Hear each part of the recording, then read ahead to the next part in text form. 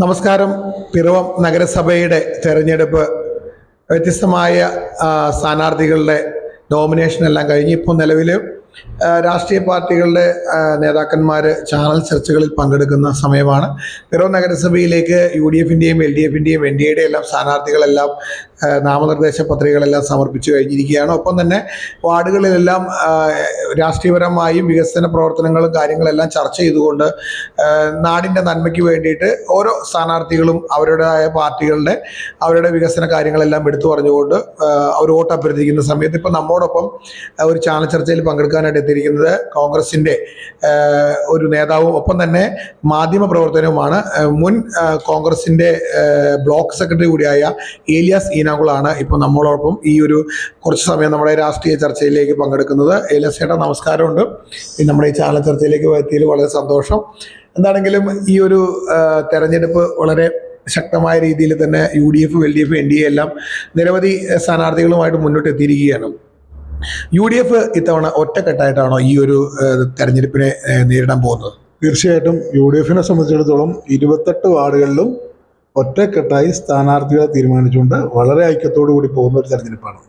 നിലവിൽ ഈ ഒരു തെരഞ്ഞെടുപ്പിൽ സാധാരണ സ്ഥാനാർത്ഥി നിർണയത്തിൽ കഴിഞ്ഞ തവണ കാലഘട്ടങ്ങളെക്കാളും കുറേ കൂടി കാര്യങ്ങളെല്ലാം എളുപ്പമായി എന്നാണ് UDFൻ്റെ ചെയർമാൻ ഉൾപ്പെടെയുള്ള ആൾക്കാർ നേരത്തെ ഇവിടെ പറഞ്ഞത്. എങ്കിലും കഴിഞ്ഞ ദിവസങ്ങളിലൊക്കെ പാർട്ടിയുടെ കുറച്ച് ഒപ്പം ഉണ്ടായിരുന്ന ആൾക്കാർ പാർട്ടിയിൽ നിന്ന് മാറി നിൽക്കുകയും ഒപ്പം തന്നെ സ്ഥാനാർത്ഥി നിർണയത്തിലുള്ള ചില കാര്യങ്ങൾ അഭിപ്രായ വ്യത്യാസങ്ങൾ എടുത്തു പറഞ്ഞുകൊണ്ട് അവർ റിബലൊക്കെയായിട്ട് മത്സര രംഗത്ത് എത്തിയിട്ടുണ്ട്. ഒപ്പം തന്നെ നിങ്ങളുടെ നേതൃത്വ നിര കുറച്ച് പേരെ പാർട്ടിയിൽ നിന്ന് പുറത്താക്കിയെന്നുള്ള പ്രസ്താവനകളും കാര്യങ്ങളെല്ലാം എടുത്തു. എങ്കിലും ഈ ഒരു സമയത്ത് ഇങ്ങനെയുള്ള ഒരു UDFൻ്റെ അംഗങ്ങൾ ഇങ്ങനെ മാറി നിൽക്കുമ്പോൾ അതിനെ എങ്ങനെ കാണും?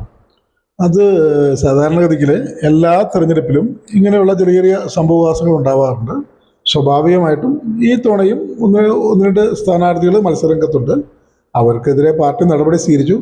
അതോടുകൂടി ആ അധ്യായം അവസാനിച്ചു. നിലവിലിപ്പോൾ ഏലിയാസേട്ടൻ അങ്ങനെ അധ്യായം അവസാനിച്ചു എന്ന് പറഞ്ഞാലും നിലവിൽ അവരെല്ലാം ഓരോ വാർഡിൽ UDFൻ്റെ സ്ഥാനാർത്ഥികൾക്ക് എതിരായിട്ടാണ് അവർ മത്സരിക്കുന്നത്. UDFിൽ ഒരു LDFും അതുപോലെ തന്നെ UDFും NDA എല്ലാം മത്സര രംഗത്ത് വരുമ്പോൾ മൂന്ന് പാർട്ടികളുടെ മുന്നണികളായിരിക്കും മത്സര രംഗത്ത് വരുന്നത്. അപ്പോൾ നാലാമതൊരാൾ വരുന്നത് താങ്കളുടെ പാർട്ടിയോടൊപ്പം നിന്നുകൊണ്ട് കഴിഞ്ഞ കാലഘട്ടങ്ങളിലെല്ലാം പ്രവർത്തിച്ചിരുന്നവരൊക്കെ ആയിരിക്കും മത്സര രംഗത്ത് വരുന്നത്. അതൊക്കെ വളരെ കുറഞ്ഞ വോട്ടുകളുടെ കുറവ് കൂടുതലൊക്കെ വരൂലേ? കോൺഗ്രസിനെ സംബന്ധിച്ചിടത്തോളം കോൺഗ്രസിൽ എല്ലാ കാലത്തും പ്രസ്ഥാനത്തിനാണ് അതിൻ്റെ ഒരു അടിസ്ഥാനം. ഇപ്പോൾ സാക്ഷാൽ K കരുണാകരൻ അടക്കമുള്ളവർ പോലും പാർട്ടിയിൽ നിന്ന് പോയപ്പോൾ അവർക്ക് മനസ്സിലായി പാർട്ടി ചൂരൻ ഉണ്ടെങ്കിൽ ചിത്രം എഴുതാൻ പറ്റൂ എന്ന് പറയുന്ന പോലെ സംഘടനയുടെ ബലമില്ലെങ്കിൽ എത്ര പ്രബലനാണെങ്കിലും അവരെല്ലാം അശക്തരായി വീണ്ടും സംഘടനാ സംവിധാനത്തിലേക്ക് സർവ്വ അപരാധങ്ങളും പുറത്ത് പറഞ്ഞ് കടന്നു വരുന്നൊരു ചിത്രമാണ് ഉണ്ടായിട്ടുള്ളത്. കാരണം പാർട്ടിയുടെ ബലമില്ലെങ്കിൽ ഒരു സ്വതന്ത്രരും ഒന്നുമല്ല എന്നുള്ളതാണ് മുൻകാല ചിത്രങ്ങളെല്ലാം തെളിയിച്ചിട്ടുള്ളത്. അത് പിറവത്താണെങ്കിലും എവിടെയാണെങ്കിലും. നിലവിലിപ്പോൾ അങ്ങനെ ഒരു കാര്യം പറയുമ്പോഴും നിലവിൽ പാർട്ടിയോട് അണികളായി നിൽക്കുന്നവർ പാർട്ടിയോട് കൂറുള്ളവരായിരിക്കും. ഇപ്പോൾ ആദ്യ കാലഘട്ടം മുതൽ പാർട്ടിക്ക് വേണ്ടിയിട്ട് കൊടി പിടിക്കുകയും ഒപ്പം തന്നെ അവർ പാർട്ടിയുടെ നിരവധി സമരങ്ങളിലെല്ലാം പങ്കെടുത്ത് അവരെല്ലാം ഒരുപാട് പാർട്ടിക്ക് വേണ്ടി നടന്നവരാണ്. അപ്പം ഇങ്ങനെയുള്ള കാര്യങ്ങൾ കുറച്ചും കൂടി നല്ല രീതിയിൽ ചർച്ച ചെയ്ത് അവരെയൊക്കെ ഒരു നമ്മുടെ പാർട്ടിയോടൊപ്പം നിർത്താനുള്ള ഒരു സാഹചര്യം ഉണ്ടായിരുന്നില്ലേ? അത് സ്വാഭാവികമായിട്ടും അവരാണ് തീരുമാനിക്കേണ്ടത്. കാരണം പാർട്ടി എന്ന് പറഞ്ഞാൽ സാധാരണ ഇപ്പോൾ ഇന്ത്യൻ നാഷണൽ കോൺഗ്രസ് ആണെങ്കിൽ ഇന്ത്യൻ നാഷണൽ കോൺഗ്രസ്സിൽ കേരള കോൺഗ്രസ്സിൽ പല വിഭാഗങ്ങളുണ്ട്. അപ്പോൾ അങ്ങനെയുള്ള എല്ലാ പാർട്ടികൾക്കും സീറ്റ് തുല്യമായൊക്കെ വീതിച്ചുകൊണ്ട് അവരെ എല്ലാം സംതൃപ്തരാക്കിക്കൊണ്ട് മാത്രമാണ് ഒരു മുന്നണി സംവിധാനത്തിന് മുന്നോട്ട് പോകാൻ പറ്റുള്ളൂ. അപ്പോൾ പലപ്പോഴും പലയിടങ്ങളിലും ചില സ്ഥാനാർത്ഥികൾക്ക് സീറ്റ് ആഗ്രഹിക്കുന്നവർക്ക് സീറ്റ് കൊടുക്കാൻ ഒരു പ്രസ്ഥാനത്തിന് കഴിഞ്ഞൊന്നുമല്ല. അത് കോൺഗ്രസ്സിൽ മാത്രമല്ല LDFിലും എല്ലായിടത്തും അതുപോലെയുള്ള പ്രശ്നങ്ങളുണ്ടല്ലോ. അതൊക്കെ ഒരു താൽക്കാലികം മാത്രമാണ്. ഒരു പരിമിതമായിട്ട് അവസാനം ഇന്ത്യൻ നാഷണൽ കോൺഗ്രസിൻ്റെ ജില്ലാ അധ്യക്ഷൻ ഇന്ന സ്ഥാനാർത്ഥി ഇന്ന വാർഡിലെന്ന് പറയുന്ന ചിഹ്നത്തിന് ഔദ്യോഗിക കത്ത് കൊടുക്കുന്നതോടുകൂടി ഇല്ലെങ്കിൽ പാനൽ അവതരിപ്പിക്കുന്നതോടുകൂടി പിന്നീട് ഒന്നുമില്ല. പിന്നെ എല്ലാ കോൺഗ്രസ് പ്രവർത്തകരും ഒറ്റക്കെട്ടായി, UDF പ്രവർത്തകരും ഒറ്റക്കെട്ടായി മുന്നണിയുടെ വിജയത്തിന് വേണ്ടി ഇറങ്ങുക എന്നുള്ളതാണ് അതിൻ്റെ ഒരു ശരിയായ രീതി. അതിനപ്പുറത്തേക്ക് പിന്നെ സ്വതന്ത്ര സ്ഥാനാർത്ഥി എന്ന് പറയുന്നവർക്ക് നമ്മുടെ സമൂഹത്തിൽ ഒരു പ്രസക്തിയും ഇല്ല എന്നുള്ളതാണ് യഥാർത്ഥ സത്യം. നിലവിൽ ഇപ്പോൾ താങ്കളത് പറഞ്ഞപ്പോഴും ഈ ഒരു 7ാം ഡിവിഷനിലെ ജോസഫ് ഗ്രൂപ്പുമായിട്ട് സ്ഥാനാർത്ഥി നിർണയത്തിൽ ചെറിയ വിഷയങ്ങളും കാര്യങ്ങളൊക്കെ ഉണ്ടായി. താങ്കളുടെ UDF നേതൃത്വത്തിൽ കഴിഞ്ഞ തവണ 5 വർഷക്കാലം UDFിൻ്റെ ഒരു കൗൺസിലായിരുന്ന അവരും ഇപ്പോൾ താങ്കൾ പറഞ്ഞതുപോലെ തന്നെ അവർ സ്വതന്ത്ര സ്ഥാനാർത്ഥിയായിട്ട് മത്സരിക്കുകയാണ്. വീണ്ടും ഇപ്പോൾ അതിനെക്കുറിച്ച് ഞാൻ ചോദിക്കുന്നില്ല. അപ്പോൾ അവരൊക്കെ ആയിട്ടുള്ള ചർച്ചകളിൽ എല്ലാം ഒരു കൃത്യമായി കോൺഗ്രസ് നേതൃത്വം ഇടപെട്ടത് തീർത്തോ?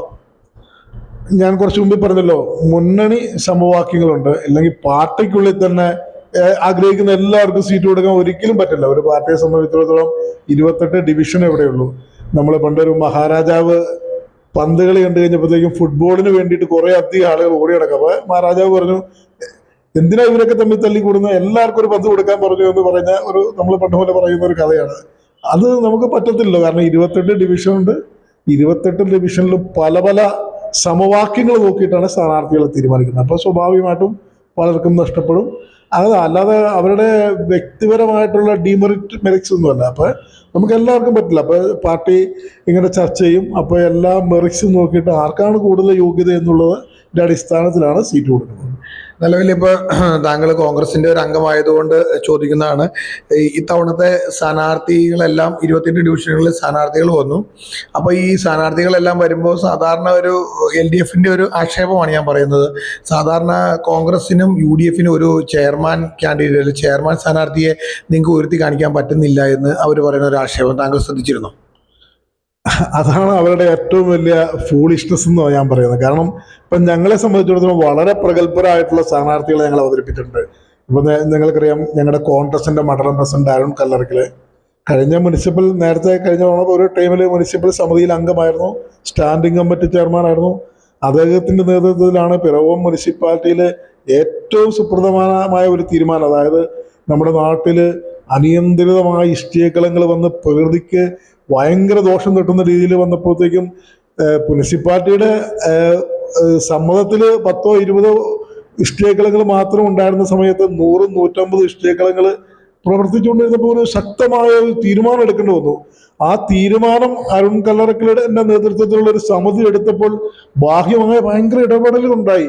ഒരു പക്ഷെ വേണമെങ്കിൽ ലക്ഷങ്ങളുടെ കോഴ വരെ മേടിച്ചുകൊണ്ട് വേണമെങ്കിൽ ആ തീരുമാനത്തിൽ നിന്ന് വ്യതിചലിക്കാം. പക്ഷേ അദ്ദേഹം എടുത്തൊരു തീരുമാനം എന്ന് പറഞ്ഞാൽ നമ്മുടെ പിറവത്തുണ്ടായ നമ്മുടെ പ്രകൃതിയെ രക്ഷിക്കാൻ, നമ്മുടെ പാടശേഖരങ്ങളെ സംരക്ഷിക്കാൻ വളരെ ശക്തമായ സുദൃഢമായ ഒരു തീരുമാനങ്ങൾ കടുത്ത എതിർപ്പുകളെ അവഗണിച്ചുകൊണ്ട് എടുത്തൊരു വ്യക്തിയാണ്. എന്താണെങ്കിലും ഈ തെരഞ്ഞെടുപ്പിൽ ഈ സമിതിയിൽ എന്താണെങ്കിലും അദ്ദേഹം ഉണ്ടാവും. അതുപോലെ ശ്രീ പ്രദീപ് കുമാർ ഉണ്ട്. കഴിഞ്ഞ 10-15 കൊല്ലക്കാലമായി DCC സെക്രട്ടറിയായും പൊതുരംഗത്തൊക്കെ സജീവമായി പ്രവർത്തിക്കുന്ന വലിയൊരു നേതൃനിരയെ തന്നെയാണ് ഞങ്ങൾ ഇത്തവണ അവതരിപ്പിച്ചിരിക്കുന്നത്. ഇനിയിപ്പോ ഒരു സ്ത്രീകളുടെ ഭാഗത്താണെങ്കിൽ നമുക്കറിയാം, ഏറ്റവും നല്ലൊരു വൈസ് ചെയർമാൻ എന്നുള്ള നിലയിൽ അംഗീകാരം നേടിയിട്ടുള്ള അന്നമഡൂമിയുണ്ട്. അതുപോലെ വത്സല വറീസിനെ പോലെ ഭയങ്കര പ്രഗത്ഭയായിട്ടുള്ള, നമുക്ക് ആ വാർഡിലേക്കൊക്കെ ചെന്ന് അന്വേഷിച്ചാൽ അറിയാം, അവരുടെയൊക്കെ ഒരു പ്രവർത്തന രീതി എന്ന് പറഞ്ഞു കഴിഞ്ഞാൽ ആളുകളെ ഞെട്ടിക്കുന്ന ഒരു പ്രവർത്തന ശൈലികളുടെ ഉടമസ്ഥരായിട്ടുള്ള ഒത്തിരി അധികം പ്രഗത്ഭരായിട്ടുള്ളൊരു നിരയാണ് ഞങ്ങൾ അവതരിപ്പിച്ചിരിക്കുന്നത്. ഇന്നയാൾ ചെയർമാൻ എന്ന് പറയേണ്ട കാര്യം ഞങ്ങൾക്കില്ല. കാരണം സമിതി അധികാരത്തിൽ വരുമ്പോൾ ഭൂരിപക്ഷത്തിൽ നിന്ന് ഒരു തെരഞ്ഞെടുപ്പ്, അതിനൊക്കെ ഒരു പാർട്ടിക്കൊരു പ്രോട്ടോകോളും മാനദണ്ഡമൊക്കെ ഉണ്ട്. അതനുസരിച്ച് തീർച്ചയായും ഒരു ചെയർമാൻ ഉണ്ടാവും. UDF നല്ലൊരു ഭൂരിപക്ഷത്തോടുകൂടി പ്രവർത്തന അധികാരത്തിൽ വരും. ഇലസേട്ടൻ പറയുന്ന ഒരു കാര്യം, നിലവിൽ LDF അവതരിപ്പിക്കുന്നത് പോലെ ഒരു UDFിന് ഒരു ചെയർമാൻ കാൻഡിഡേറ്റ് ഉണ്ട്, അല്ലെങ്കിൽ അവർ ഇന്നതാണെന്ന് കാണിച്ചുകൊണ്ട് ഒരു തെരഞ്ഞെടുപ്പിന് നേരിടേണ്ട ആവശ്യമില്ല. താങ്കൾ പറഞ്ഞതനുസരിച്ച് വ്യത്യസ്തമായ ഒരുപാട് അനുഭവ സമ്പത്തുള്ള നേതാക്കന്മാർ ഈ പാർട്ടിയിൽ മത്സരിക്കുന്നുണ്ട്. അവർ ജയിച്ചു വരുമ്പോൾ അവരിലിപ്പോൾ വനിതയോ അല്ലെങ്കിൽ പുരുഷനോ എന്നുള്ളതല്ല, ഏറ്റവും നല്ല ഒരു കാൻഡിഡേറ്റിനെ ചെയർമാനായിട്ട് വരും എന്നുള്ളതാണ് താങ്കൾ പറഞ്ഞത് അല്ലേ? തീർച്ചയായിട്ടും. അത് മറ്റൊരു ചോദ്യം എന്ന് പറഞ്ഞാൽ, കഴിഞ്ഞ തവണ ഈ ഒരു 5 വർഷക്കാലം പിറവം നഗരസഭ UDFിന് കിട്ടിയില്ല. UDFിൻ്റെ കയ്യിൽ നിന്ന് നഷ്ടപ്പെട്ടു പോയി. ഒരു ഡിവിഷൻ്റെ ഒരു കാര്യം കൊണ്ട് അവർക്ക് ഇടതു മുന്നണിക്ക് ആ ഒരു നഗരസഭ കിട്ടുകയാണ് ചെയ്തത്. 5 വർഷക്കാലം അവർ ഭരിച്ചു. ഇടയ്ക്ക് കുറച്ച് നാൾ ഒരു തീരുമാനത്തിൻ്റെ അടിസ്ഥാനത്തിൽ ഒരു മാസം ഒരാഴ്ച കാലഘട്ടത്തേക്ക് UDFിന് അങ്ങനെ തിരിച്ചു കിട്ടി. അപ്പം എൻ്റെ ചോദ്യം അതല്ല, കഴിഞ്ഞ തവണ LDFിനെ പിന്തുണച്ച മാണി ഗ്രൂപ്പിലുണ്ടായിരുന്ന ഒരു കൗൺസിലർ ശ്രീ ജിൽസ് വരിയപ്പുറം, അദ്ദേഹം ഇപ്പോൾ കഴിഞ്ഞ പാനലിൽ 5 വർഷം അവരോടൊപ്പം നിന്ന് ഒരു പിന്തുണച്ച ആൾ, തുടർന്ന് ഇപ്പോൾ അദ്ദേഹം ജോസഫ് ഗ്രൂപ്പിലൂടെ UDFിലേക്ക് സ്ഥാനാർത്ഥിയായിട്ട് എത്തിയിരിക്കുന്നുണ്ട്. അതൊക്കെ UDFിൽ ഒരു ഗുണം ചെയ്യുമോ? അദ്ദേഹം ഈ തെരഞ്ഞെടുപ്പിൽ UDF കടന്നു വന്ന വ്യക്തി എന്നുള്ളത് തീർത്തും അടിസ്ഥാനരഹിതമായ ഒരു കാര്യമാണ്. കാരണം അദ്ദേഹം ഏതാണ്ട് ഒരു 2 വർഷത്തോളമായി LDF അല്ലെങ്കിൽ ജോസ് കെ മാണിയായിട്ടൊക്കെ വളരെ ഭിന്നതയിൽ നിൽക്കുന്ന, 2 കൊല്ലമല്ല 5 കൊല്ലം മുമ്പ് അസംബ്ലി തെരഞ്ഞെടുപ്പ് നടന്നപ്പോൾ വളരെ വിവാദമായ ഒരു കാര്യമാണ് ജസ് പെരിയപ്പുറം ജോസ് കെ മാണിക്കെതിരെ, അതായത് കേരള കോൺഗ്രസ് ചെയർമാനെതിരെ ഇവിടെ പേയ്മെന്റ് സീറ്റുമായി ബന്ധപ്പെട്ട് കോഴ ആരോപണം ഉന്നയിക്കുകയും അതുമായി ബന്ധപ്പെട്ട ആ പാർട്ടിയുമായിട്ടെല്ലാം അകന്ന് നിൽക്കുന്ന ഒരു വ്യക്തിയാണ്. ഈ കഴിഞ്ഞ പാർലമെന്റ് തെരഞ്ഞെടുപ്പിൽ തന്നെ LDF സ്ഥാനാർത്ഥിക്കെതിരെ ശക്തമായ പ്രചരണ രംഗത്ത് വരികയും അതുപോലെ അദ്ദേഹം പരാജയപ്പെട്ടപ്പോൾ ഇവിടെ വലിയൊരു പിടിയും ഇറച്ചിയൊക്കെ നടന്ന് സദ്യയൊക്കെ നടത്തി വർഷങ്ങളായിട്ട് ഏതാണ്ട് ഒരു 5 വർഷത്തോളമായിട്ട് തന്നെ ഈ LDFുമായിട്ട് അകന്നു കഴിയുന്ന ഒരു വ്യക്തിയാണ് ജിൽസ് പെരിയപ്പുറം.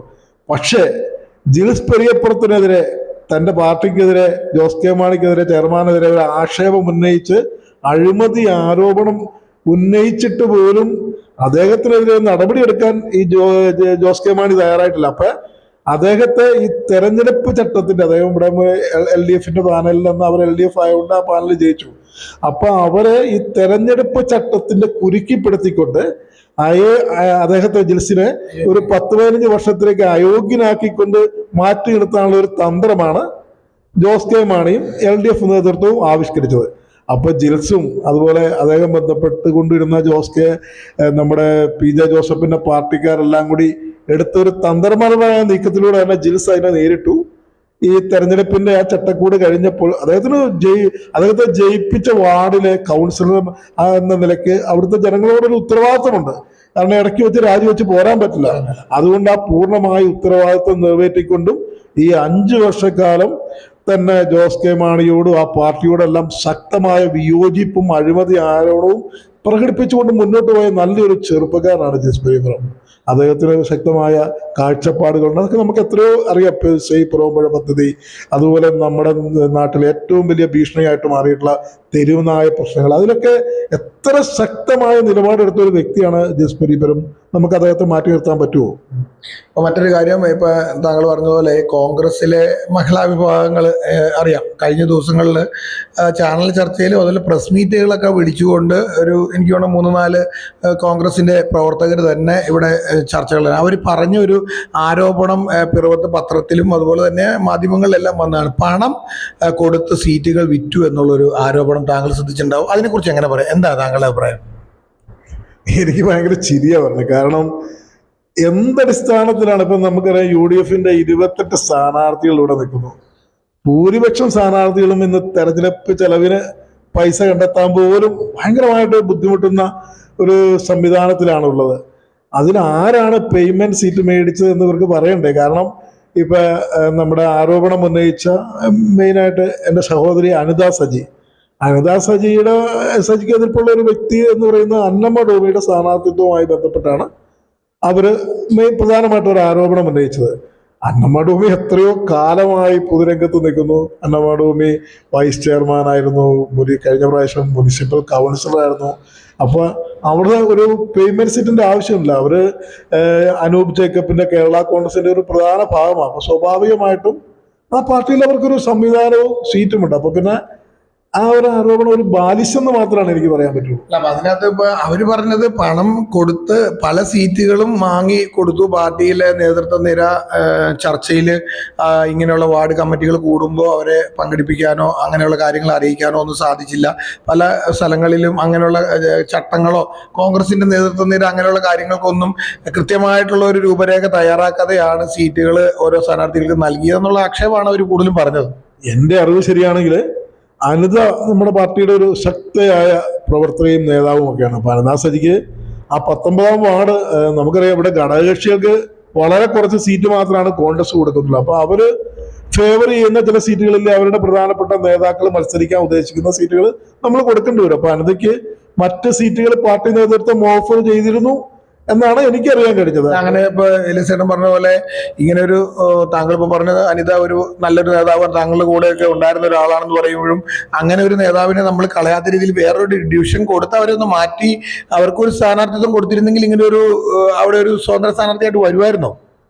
അല്ല, എൻ്റെ അറിവ് വെച്ച് അനിത ആ സീറ്റിന് വേണ്ടി മാത്രം കടുംപിടുത്തം പിടിച്ചു. അപ്പൊ സ്വാഭാവികമായിട്ടും അന്നമ്മ ഡോമിനെയോ അനൂപ് ജേക്കബിന്റെ പാർട്ടീനോ മാറ്റി കോൺഗ്രസിനോ തീരുമാനം എടുക്കാൻ പറ്റുമോ? ഒരിക്കലും പറ്റില്ല. അപ്പൊ നമ്മൾ നല്ലൊരു പ്രവർത്തകർ എന്നുള്ള നിലയിൽ നമ്മളും കൂടി ഓരോരുത്തരും കുറെയൊക്കെ സാക്രിഫൈസ് ചെയ്യാൻ, അല്ലെങ്കിൽ വേറെ ഒരു അഡ്ജസ്റ്റ്മെന്റ് തയ്യാറാവാൻ കഴിഞ്ഞില്ല എന്നുള്ളതാണ് ഞങ്ങളുടെ അനിതയ്ക്ക്, അതായത് നമ്മുടെ സഹോദരി അനിതയ്ക്ക് പറ്റിയ ഏറ്റവും വലിയൊരു പാകപ്പഴ. അനിതയെ സംബന്ധിച്ചിടത്തോളം അനിതയ്ക്ക് ഈ പാർട്ടിയിൽ ഭയങ്കര ഫ്യൂച്ചറുള്ളൊരു ആളായിരുന്നു. കേരളത്തിലെ മുഴുവൻ കോൺഗ്രസ് നേതൃത്വവും അടുത്തറിയുന്ന ഒരു വനിതാ നേതാവ്.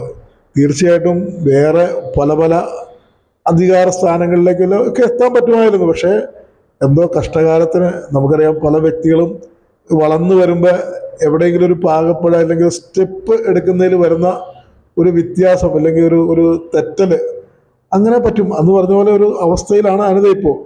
നിലവിലിപ്പം എലിസേട്ടൻ പറയണത് പാർട്ടിയുടെ നല്ല നല്ല സ്ഥാനങ്ങളിലേക്ക് എത്താനുള്ള ആൾക്കാർ, അല്ലെങ്കിൽ നല്ല നല്ല സ്ഥാനങ്ങളിൽ ഒരു കൗൺസിലറിനെക്കാളും കുറച്ചും കൂടി കൂടിയുള്ള പല പല സ്ഥാനങ്ങളും കിട്ടാനുള്ള ആൾക്കാർ ചെറിയ കാര്യങ്ങൾക്ക് വേണ്ടിയിട്ട് മാറിപ്പോകുന്നത് പാർട്ടിയിൽ നിന്ന് പോകുമ്പോൾ അവർക്കത് ഗുണം ചെയ്യില്ല എന്ന് തന്നെയല്ലേ പറഞ്ഞത്? തീർച്ചയായിട്ടും നമുക്ക് വ്യക്തി അധിഷ്ഠിതമായിട്ടുള്ള എത്ര വലിയ വമ്പന്മാരാന്ന് പറഞ്ഞാലും നമുക്കറിയാം, നമ്മുടെ ചരിത്രം, രാഷ്ട്രീയ ചരിത്രം പഠിച്ചു കഴിഞ്ഞാൽ നമുക്കറിയാലോ. ഇപ്പൊ മുരളീധരൻ ഞങ്ങളുടെ കോൺഗ്രസിലെ ഏറ്റവും വലിയ തിരിച്ചൊന്ന് ഈ പാർട്ടിയിലേക്കൊന്ന് എൻട്രി ചെയ്യണമെങ്കിൽ നിസ്സാര കാര്യമല്ല, നടക്കത്തില്ല. അപ്പൊ ഇപ്പോഴും അവസരമുണ്ട്. വേണമെങ്കിൽ സ്വയം മാറിക്കൊണ്ട് UDF സ്ഥാനാർത്ഥിയെ പിന്തുണച്ചുകൊണ്ടോ, അല്ലെങ്കിൽ അതുപോലെ അതൊക്കെ അവരുടെ വ്യക്തിപരമായ കാര്യങ്ങളാണ്. ബുദ്ധിപരമായ തീരുമാനം എടുക്കാൻ അവർ തയ്യാറാവേണ്ടതാണ് യഥാർത്ഥത്തില്. തീർച്ചയായിട്ടും പാർട്ടിയിൽ നിന്ന് മാറുക എന്ന് പറയുന്നതിൽ പാർട്ടിക്ക് പുറത്താവുക എന്ന് പറഞ്ഞത് ഒരിക്കലും ഗുണകരമല്ല എന്നാണ് എനിക്ക് പറയാൻ. നിലവിലിപ്പോ മറ്റൊരു കാര്യം, ഇപ്പൊ ഘടകകക്ഷികൾക്ക് വേണ്ടിയിട്ട് സീറ്റുകൾ കൊടുക്കുകയും എടുക്കുകയും ഒക്കെ ചെയ്യുമ്പോൾ നിലവിൽ കോൺഗ്രസിന്റെ നേതൃത്വ നിരയിൽ കോൺഗ്രസിന്റെ അണികളല്ലേ പോകുന്നത്. അപ്പൊ അത് ഒരു വലിയ പ്രശ്നമല്ലേ? കോൺഗ്രസ് എന്ന് പറയുന്നത് ഒന്നോ രണ്ടോ പേരോ അല്ലെങ്കിൽ ആയിരങ്ങൾ കൊഴിഞ്ഞു പോയാൽ തീരുന്നൊരു പാർട്ടിയല്ല. ഇപ്പൊ ഞാൻ ഒരു പാർട്ടിയുടെ നേതൃത്വത്തിൽ ഇരിക്കുക, അല്ലെങ്കിൽ ഒരു വ്യക്തി നേതൃത്വത്തിൽ ഇരിക്കുക, അദ്ദേഹത്തിന് എന്തെങ്കിലും പറ്റി അദ്ദേഹം മാറി നിന്ന് കഴിഞ്ഞാൽ ആ കസേരയിലേക്ക് 100 പേരായിരിക്കും പിന്നെ ഇടിച്ചു വരുന്നത്. അപ്പൊ അതുകൊണ്ട് അങ്ങനെ ഒരു പ്രശ്നം ഇപ്പൊ കോൺഗ്രസിനാണെങ്കിലും ഇനി CPM-നാണെങ്കിലും അങ്ങനെയൊന്നുമില്ല. നമുക്കറിയാമല്ലോ, ഇപ്പൊ EP ജയരാജൻ എന്നാൽ CPM-ന്റെ വലിയ നേതാവായിരുന്നു. അദ്ദേഹത്തിന് കുറെ അബദ്ധങ്ങൾ പറ്റി. അദ്ദേഹം BJP നേതാക്കന്മാരൊക്കെ ആയിട്ട് രഹസ്യ ചർച്ച നടത്തി അതൊക്കെ പുറത്തു വന്ന. അപ്പൊ പാർട്ടി അദ്ദേഹത്തെ ചെറുതായിട്ട് മാറ്റി നിർത്തിയേക്കുക. പാർട്ടിയെ കുറിച്ച് ഞാൻ അഭിപ്രായം പറയാൻ ആളില്ലെങ്കിൽ പോലും നമ്മൾ മനസ്സിലാക്കുന്നു മാധ്യമങ്ങളിലൂടെ. പിന്നെ തിരിച്ചിലേക്ക് ഒന്ന് എൻ്റർ ചെയ്യണമെങ്കിൽ അത്ര എളുപ്പമുള്ള കാര്യമൊന്നുമല്ല അത് എല്ലാ പാർട്ടിയിലും. കാരണം ഒരാൾ പോയി കഴിഞ്ഞാൽ ആയിരങ്ങൾ വരും. നമ്മുടെ വിപ്ലവ ഗാനത്തിൽ പറഞ്ഞ പോലെ അതാണ് മേജർ പാർട്ടികളുടെ എല്ലാ സ്ഥിതി. നിലവിലിപ്പോ എലിസേട്ടൻ പറയണത് കോൺഗ്രസ് എന്ന് പറഞ്ഞ ഒരു രാഷ്ട്രീയ പാർട്ടി ഒരു കടലാണ്. അപ്പൊ കടലിൽ നിന്നും പുറത്തേടി പോകുന്നവർക്ക് തിരിച്ചെത്താൻ അല്പം ബുദ്ധിമുട്ടുണ്ടാവുന്നല്ലേ? തിരിച്ചെത്താൻ ബുദ്ധിമുട്ടുണ്ടെന്നല്ലേ ഞാൻ പറഞ്ഞത്. തിരിച്ചു വേണമെങ്കിൽ എങ്ങനെയെങ്കിലും ചിലപ്പോൾ എത്താൻ പറ്റും. പക്ഷെ നമുക്കിപ്പോ ഉണ്ടായിരുന്ന ഒരു നേതൃസ്ഥാനത്തേക്ക് ഇല്ലെങ്കിൽ ആ ഒരു അംഗീകാരത്തിലേക്ക് മടങ്ങി വരാനും ആ നേതൃത്വമായിട്ടൊക്കെ ആ ഒരു ബന്ധത്തിലേക്ക് വരാൻ തീർച്ചയായിട്ടും പാടുപെടേണ്ടി വരും. നിലവില് ഇനി നമുക്ക് ഇത് പറയാം, പിറവത്തെ വികസനമായിട്ട് വന്ന് രാഷ്ട്രീയം പറഞ്ഞാണോ വികസനം പറഞ്ഞായിരിക്കും ഇത്തവണ UDF സ്ഥാനാർത്ഥികളുമായിട്ട് ഡിവിഷനുകളിലേക്ക് പോകാൻ പോകുന്നത്? ഞങ്ങളെ സംബന്ധിച്ചിടത്തോളം ഞങ്ങൾ തീർച്ചയായിട്ടും വികസനം പറയും. ഞങ്ങൾക്കൊരു വികസന കാഴ്ചപ്പാടുണ്ടാവും. അതിൻ്റെ പ്രകടന പത്രികയും കാര്യങ്ങളും ഒക്കെ അടുത്ത ദിവസങ്ങളിൽ ഉത്തരവാദിത്തപ്പെട്ട നേതാക്കന്മാർ അത് അവതരിപ്പിക്കും. അപ്പം അതുപോലെ തന്നെ ഞങ്ങൾക്ക് പറയാനുള്ളത്, കഴിഞ്ഞ 5 വർഷക്കാലം LDF-ന്റെ സമിതിയാണല്ലോ ഇവിടെ ഭരിച്ചുകൊണ്ടിരുന്നത്. അവരുടെ പ്രകടന പത്രിക ഞങ്ങൾക്ക് ഇപ്പോഴും സൂക്ഷിച്ചു വെച്ചിട്ടുണ്ട്. ഒന്നുപോലും നടപ്പിലാക്കാത്ത, ഒരാർജവുമില്ലാത്ത ഒരു ഭരണസമിതി. ആ നേതൃത്വത്തെ തന്നെ വെച്ചുകൊണ്ടാണ് ഇപ്പൊ ഏലിയാമ്മ ഫിലിപ്പ് മാറി, എലാം ചേച്ചി മാറി എന്നൊഴിച്ചാൽ ആ സമിതിയിൽപ്പെട്ട ആളുകളെയൊക്കെ തന്നെ വെച്ചുകൊണ്ടാണ് വീണ്ടും ജനങ്ങളിലേക്ക് അവർക്ക് എങ്ങനെ അഭിമുഖീകരിക്കാൻ കഴിയും. സത്യം പറഞ്ഞു കഴിഞ്ഞാൽ അതിശയം തോന്നുക. ഈ രാഷ്ട്രീയക്കാർക്കൊക്കെ മൊത്തം ഭയങ്കര തൊലിക്കട്ടിയാണ് എന്നൊക്കെ ഇങ്ങനെ പറയുമ്പോൾ പോലും ശരിക്കും കഴിഞ്ഞ കൊല്ലത്തെ പ്രകടന പത്രിക ഈ പാർട്ടിക്കാരുടെ ഒക്കെ ഉണ്ടല്ലോ, അല്ലെ ജനങ്ങളുടെ ഉണ്ട്. അപ്പൊ അവരുടെ മുമ്പിലേക്ക് ഇതൊന്നും കാര്യക്ഷമമായി നടപ്പിലാക്കാതെ വീണ്ടും അഭിമുഖീകരിക്കാനുള്ള LDF-ന്റെ നേതാക്കന്മാരുടെ തൊലിക്കട്ടിയൊന്ന് അപാരം തന്നെയാണ്. അപ്പൊ താങ്കൾ പറയണത് ഇപ്പോൾ LDF-ന്റെ വികസന കാര്യങ്ങൾ കഴിഞ്ഞ തവണ അവരോട് ഇറക്കിയിരിക്കുന്ന പ്രകടന പത്രികയുമായിട്ട് അല്ലെങ്കിൽ ജനങ്ങൾക്ക് അറിയാവുന്നവരുമായിട്ട് ചെന്ന് കഴിഞ്ഞാൽ അവർക്ക് വിജയസാധ്യത ഉണ്ടാവില്ല എന്നാണ് പറയുന്നത്. തീർച്ചയായിട്ടും ജനങ്ങളാരും പൊട്ടന്മാരൊന്നുമല്ല. ചിലപ്പോൾ ജനങ്ങളെയൊക്കെ പൊട്ടന്മാരാണ് എന്ന് വിചാരിക്കുന്ന രാഷ്ട്രീയ നേതൃത്വങ്ങൾ ഉണ്ടാവും. പക്ഷെ ജനങ്ങൾ ഒരിക്കലും പൊട്ടന്മാരല്ല. അവർ പ്രതികരിക്കേണ്ടടുത്ത് പ്രതികരിക്കാനും കാര്യങ്ങൾ പഠിക്കാനും അതിനെ ചോദ്യം ചെയ്യാനൊക്കെ തയ്യാറുള്ള ഒരു സമൂഹമാണ് നമ്മുടെ നാട്ടിലുള്ളത്. ഞാൻ മറ്റൊരു കാര്യം, ഇപ്പൊ താങ്കൾ പറഞ്ഞ പോലെ വികസനം ഉണ്ടോ ഇല്ലയോ എന്നുള്ള ഒരു കാഴ്ചപ്പാട് താങ്കൾ പറയുമ്പോൾ ഈ LDFന്റെ നേതൃത്വം നിരയും LDFന്റെ അവരുടെ നേതൃത്വത്തിലുള്ളവരും സ്ഥാനാർത്ഥികളായിട്ടുള്ളവരെല്ലാം പറയുന്നത് കഴിഞ്ഞ കാലഘട്ടത്തിലെ ഈ 5 വർഷത്തെ വികസനം LDF എടുത്തു പറഞ്ഞുകൊണ്ട് വീണ്ടും ഓരോ വാർഡുകളിൽ ചെല്ലുമ്പോൾ ആ വാർഡുകളിലുള്ളവർ ആ വികസനം മാത്രം കണ്ടുകൊണ്ട് തന്നെ വോട്ട് ചെയ്ത് അവരെ വീണ്ടും അധികാരത്തിൽ എത്തിക്കുമെന്നാണ് അവർ പറയുന്നത്. താങ്കളുടെ നിഗമനം എന്താണ്? എന്റെ നിഗമനം ഞാൻ പറഞ്ഞല്ലോ, ജനങ്ങൾ സ്വാഭാവികമായിട്ട് ചോദിക്കുമല്ലോ. കഴിഞ്ഞ 5 വർഷം മുമ്പ് നിങ്ങൾ അവതരിപ്പിച്ച പ്രകടന പത്രികയിൽ പറഞ്ഞിട്ടുള്ള ഒത്തിരി കാര്യങ്ങളുണ്ട്. ഇപ്പൊ ഉദാഹരണം, പിറവം പുഴയുടെ തീരത്തൂടെ വാക്ക്വേ നിർമ്മിക്കുമെന്ന് പറഞ്ഞു. വാക്ക്വേ നിർമ്മിച്ചോ? പിറവത്ത് ആധുനിക രീതിയിലുള്ള മാർക്കറ്റ് പണിയെന്ന് പറഞ്ഞു. മാർക്കറ്റ് പണിതോ? അല്ല, മാർക്കറ്റിൽ അറവുശാല നിർമ്മിക്കുമെന്ന് പറഞ്ഞു. അറവുശാല നിർമ്മിച്ചില്ല എന്നുള്ളതിലുപരി പിറവത്തൊരു നിലവാരമുള്ളവരെ പിറവത്ത് നമുക്കറിയാം, പിറവത്തൊക്കെ ഇച്ചിരി ഇറച്ചി കൂടുതൽ കഴിക്കുന്ന മാംസാഹാരത്തോട് താല്പര്യമുള്ള ഒരു ആൾക്കാരാണ്. ഇവിടെ ഒരു പോത്തിറച്ചിയുടെ വില ഒന്ന് ഏകീകരിക്കാൻ പോലും ഇവന്മാർക്ക് കഴിഞ്ഞോ? അറവുശാല നിർമ്മിച്ചില്ല, പോട്ടെ, ക്ഷമിക്കാം. പക്ഷെ ഇവർക്ക് ഈ ഇറച്ചി കച്ചവടക്കാരെയൊക്കെ വിളിച്ചിട്ട് ഒരു സ്ഥലത്ത് 400 രൂപ, ഒരു സ്ഥലത്ത് 420 രൂപ, അല്ലെങ്കിൽ വിശേഷ ദിവസങ്ങളിൽ ഇതിനൊക്കെ വില കുത്തനെ കൂട്ടുന്നു. അതിനെ ഒന്ന് ഏകീകരിക്കാൻ പോലും ഈ നേതൃത്വത്തിൽ കഴിഞ്ഞോ? നിലവിലിപ്പോ താങ്കൾ പറയണത് LDFന്റെ ഭരണം അവര് 5 വർഷക്കാലം കൊണ്ട് ഇവിടെ വികസനം ഉണ്ടെന്ന് പറഞ്ഞപ്പോ ഒരു ഇപ്പൊ തന്നെ ഒരു നിലവിലൊരു ബുക്ക്ലെറ്റ് അടിച്ചിറക്കിയിട്ടുണ്ട്. അത് കണ്ടായിരുന്നോ? അതാണ് ഏറ്റവും വലിയ രസം. ഞാൻ സത്യം പറഞ്ഞു കഴിഞ്ഞാൽ എൻ്റെ FBയിൽ ഒരു പോസ്റ്റ് ഇടണമെന്ന് പറഞ്ഞാൽ, കക്കാട്ടില് ഒരു സ്ഥാനാർത്ഥി, LDFന്റെ ഒരു സ്ഥാനാർത്ഥി, അദ്ദേഹം അവരുടെ പാർട്ടിയുടെ സോഷ്യൽ വിങ്ങിലൊക്കെ പ്രമുഖനായിട്ടുള്ള ഒരു വ്യക്തിയാണ്.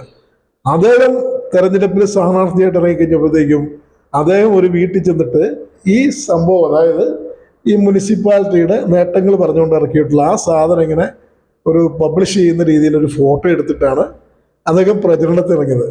സത്യത്തിൽ ഈ മുനിസിപ്പാലിറ്റി പിറവം വികസനം എന്നൊക്കെ പറഞ്ഞ് ഇറക്കിയ നമ്മളെ മനോഹരമായ ബ്രോഷർ, അത് കഴിഞ്ഞ സമിതിയിലെ 27 മുനിസിപ്പൽ കൗൺസിലേഴ്സും നടപ്പിലാക്കിയ പദ്ധതികളുടെ മുനിസിപ്പാലിറ്റിയുടെ ഫണ്ട് ഉപയോഗിച്ച് പ്രിന്റ് ചെയ്ത ഒരു ബ്രോഷറാണ്. അതൊരു സർക്കാരിന്റെ ഒരു തീരുമാനം അങ്ങനെ വേണമെന്ന്.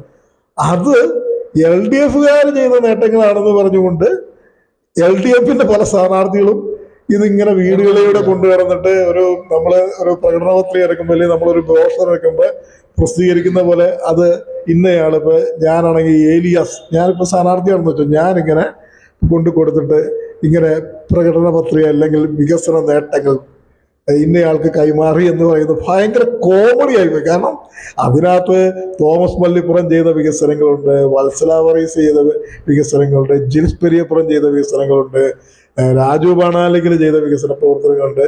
അങ്ങനെ കോൺഗ്രസിന്റെ ഒട്ടനവധി ആൾക്കാർ, UDFന്റെ ആള് അന്നമടൂപ് ചെയ്ത വികസനങ്ങളുണ്ട്. ഇതെല്ലാം കൂടി ക്രോഡീകരിച്ച് സർക്കാരിന്റെ തീരുമാനപ്രകാരം മുനിസിപ്പാലിറ്റിയിൽ നിന്ന് ഒരു വലിയ തുക ചെലവഴിച്ചുകൊണ്ട് ഇറക്കിയ ഒരു മൾട്ടി കളർ ബ്രോഷറാണത്. അത് LDFന്റേതല്ല. അത് പിറവം കഴിഞ്ഞ കൊല്ലം 5 കൊല്ലക്കാലം ഭരിച്ച 27 കൗൺസിലർമാരുടെയും കൂടിയുള്ള ഒരു വികസന രേഖയാണ്. സത്യത്തിൽ എന്തൊരു നാണക്കേടാ. അതിങ്ങനെ ഒരു സ്ഥാനാർത്ഥി കൊണ്ടുപോയി ഇങ്ങനെ കൊടുത്തിട്ട് ഫോട്ടോ എടുത്തിടുക.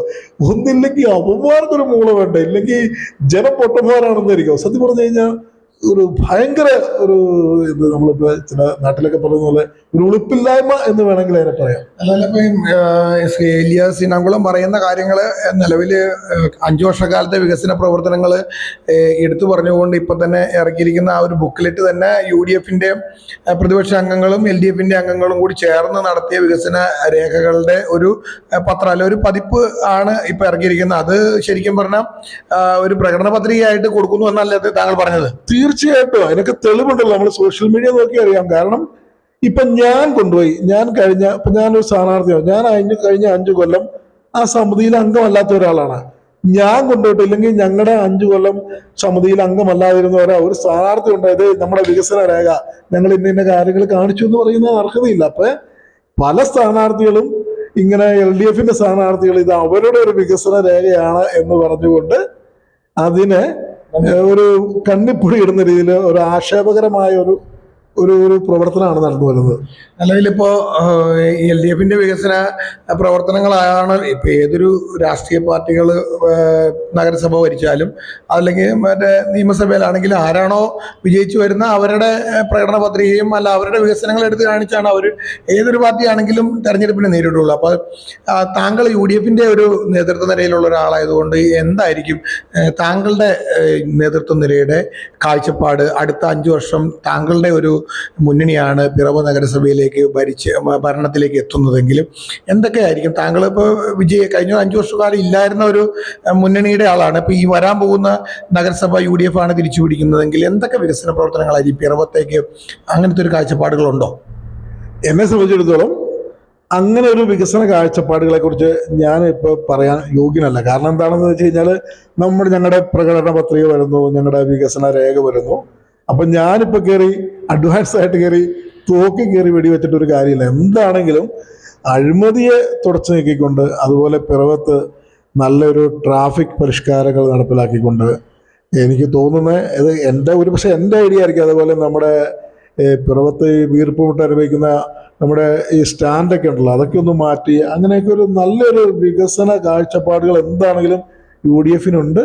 അത് UDF തീർച്ചയായിട്ടും നടപ്പിലാക്കും. അതുപോലെ പിറവത്തിൻ്റെ പല ഭാഗത്തും ഇപ്പോഴും കുടിവെള്ള ക്ഷാമമുണ്ട്.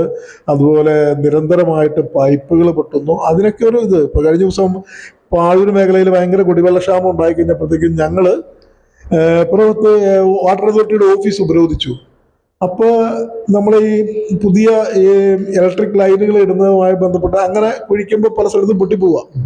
അപ്പോൾ ഞങ്ങൾ എഞ്ചിനീയറോട് ചോദിച്ചു, നിങ്ങൾ അറിഞ്ഞിട്ടാണോ ഇതിങ്ങനെ കുഴിക്കുന്നത്? സ്വാഭാവികമായിട്ടും ഇവിടെ ഈ ഇലക്ട്രിക് ലൈനിൽ എൻ്റെ കുഴി എടുക്കുമ്പോൾ വാട്ടർ അതോറിറ്റിയുടെ പൈപ്പ് പോകുന്ന സ്ഥലങ്ങളുണ്ട്. അതൊന്ന് പഠിച്ച് മനസ്സിലാക്കി ഇല്ലെങ്കിൽ അതിന് ഉത്തരവാദിത്തപ്പെട്ട അവരെയും കൂടി കൂട്ടി നിർത്തിക്കൊണ്ട് അത് ചെയ്തിട്ട്. അപ്പോൾ മുനിസിപ്പാലിറ്റിയിൽ നിന്ന് എന്തെങ്കിലും ലെറ്ററുമായിട്ട് ബന്ധപ്പെട്ട് വന്നിട്ടുണ്ടോ? അപ്പോൾ ആ മേഡം പറഞ്ഞത് എന്നാ വെച്ച് കഴിഞ്ഞാൽ മുനിസിപ്പാലിറ്റിയിൽ ഒരു ഉത്തരവാദിത്തപ്പെട്ട ഒരാൾ പോലും ഇതുമായിട്ട് ബന്ധപ്പെട്ട് ഞങ്ങളെ സമീപിക്കുകയോ ഞങ്ങളെ വിളിക്കുകയോ ഒന്നും ചെയ്തില്ല. അവരിങ്ങനെ ഒരു പദ്ധതി നടപ്പിലാക്കുന്ന വിവരം അവരറിഞ്ഞിട്ട് പോലുമില്ല. അപ്പൊ ഞങ്ങൾ പറഞ്ഞു, നിർബന്ധമായിട്ടും മുനിസിപ്പാലിറ്റിക്ക് കത്ത് കൊടുക്കണം, വൈദ്യുതി ബോർഡിന് കത്ത് കൊടുക്കണം. കാരണം നിങ്ങളുടെയും കൂടി നമ്മുടെ വാട്ടർ അതോറിറ്റിയുടെയും കൂടി സാന്നിധ്യമില്ലാതെ ഇങ്ങനെയുള്ള കാര്യങ്ങൾ നടപ്പിലാക്കരുതെന്ന് പറയണം എന്ന് ഞങ്ങൾ ശഠിച്ചപ്പോൾ മാത്രമാണ് അവരുടെ ഭാഗത്തുനിന്ന് ആ തരത്തിലേക്ക് മുനിസിപ്പാലിറ്റിയിലേക്ക് കത്ത് കൊടുക്കുകയും KSEBയിലേക്ക് കത്ത് കൊടുക്കുകയും പിന്നീട് അതിനുശേഷം ഇപ്പൊ അങ്ങനത്തെ ഒരു പ്രശ്നം ഉണ്ടായിട്ടില്ല. ശരിക്കും 5-6 ദിവസം എന്തുമാത്രം ആളുകൾ ശരിക്കും പറഞ്ഞാൽ ജോലിക്ക് പോകാൻ പറ്റില്ല, ഒന്നും മതിയായിട്ടൊന്ന് ബാത്റൂമിൽ പോലും പോകാൻ പറ്റാതെ എന്തോരം ആളുകൾ വിഷമിച്ചു. കാര്യം നമ്മൾ അനുഗ്രഹീതമായ പിറവം പുഴ ഒഴുകുന്ന സ്ഥലമാണെന്ന് പറഞ്ഞിട്ട് കാര്യമൊന്നുമില്ല. ബഹുഭൂരിപക്ഷം ആൾക്കാരും ഇപ്പോഴും ഈ പൈപ്പ് ലൈൻ വെള്ളത്തിനെ ആശ്രയിച്ച് ജീവിക്കുന്നവരാണ്. അപ്പോൾ ഒരു പ്ലാനിങ് ഉണ്ട്. ഇപ്പം നമ്മൾ പോകേണ്ട ചെയർമാനാണെങ്കിലും വൈസ് ചെയർമാനൊക്കെ ആണെങ്കിലും ഇതിൽ നടക്കുന്നവരല്ലേ. ഈ പൈപ്പ് ഇടുന്ന ഈ ലൈൻ ഇടുന്ന അവർ കാണുന്നില്ലേ? ഇല്ലെങ്കിൽ കുടിവെള്ള ക്ഷാമം ഉണ്ട്, അല്ലെങ്കിൽ പ്രശ്നങ്ങളുണ്ടെന്ന് അവർ അറിയുന്നില്ലേ?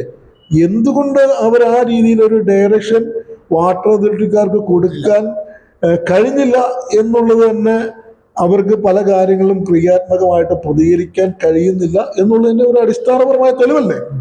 എന്നാണെങ്കിലും രാഷ്ട്രീയ ചർച്ചയും വികസന ചർച്ചകളൊക്കെ നമ്മൾ സാധാരണഗതിയിൽ ചർച്ചകളിലേക്ക് പോകുമ്പോൾ നിരവധി കാര്യങ്ങളാണ് പറയാറുള്ളത്.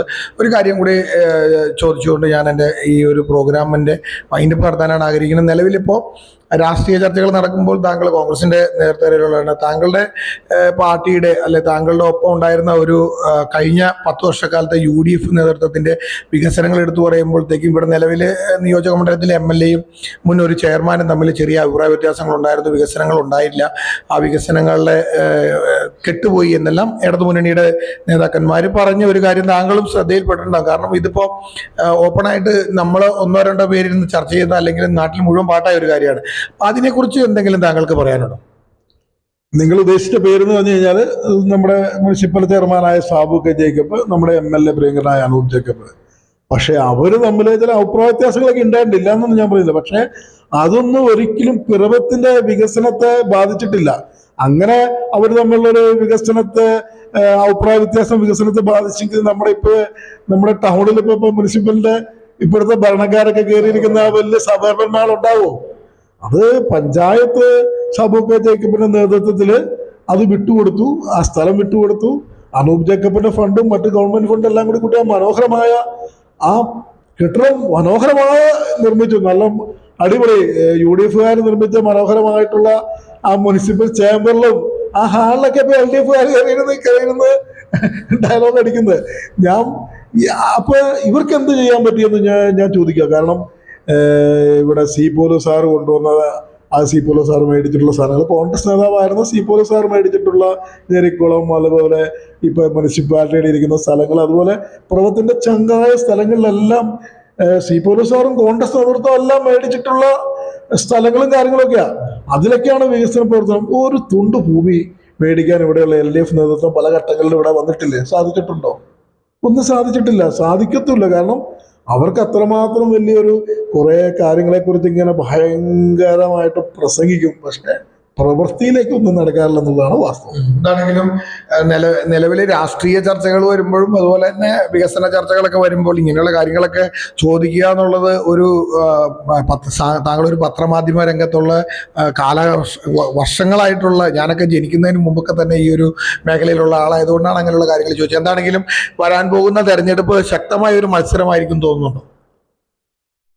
സ്വാഭാവികമായിട്ടും 3 മുന്നണികളും വരുമ്പോൾ ഇപ്പൊ NDA ആണെങ്കിലും കുറച്ച് സ്ഥാനാർത്ഥികളുള്ളത്, സ്വാഭാവികമായിട്ടും തെരഞ്ഞെടുപ്പ് വാശി പിടിക്കും. കാരണം തെരഞ്ഞെടുപ്പിൽ ഒത്തിരി രാഷ്ട്രീയ കാര്യങ്ങളും വികസന കാര്യങ്ങളൊക്കെ ചർച്ച ചെയ്യും.